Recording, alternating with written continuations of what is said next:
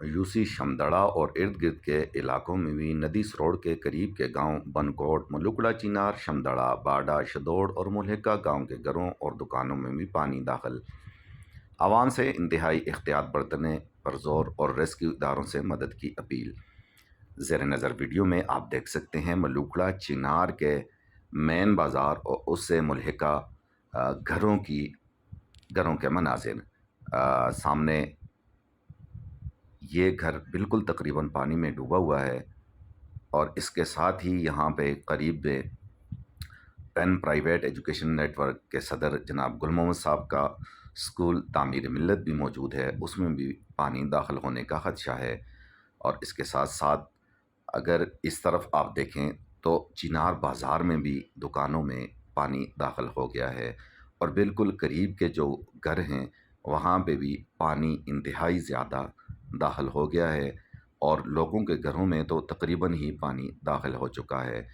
इस मौका पर लोगों से इंतहाई एहतियात की अपील की जाती है और रोड के मुल्हिका आप देखें तो यहाँ खेतों में भी पानी ऊपर तक आ चुका है, जो तकरीबन इसी तरह अगर पानी का बहाव रहा तो कुछ देर में रोड के ऊपर भी पानी आ जाएगा।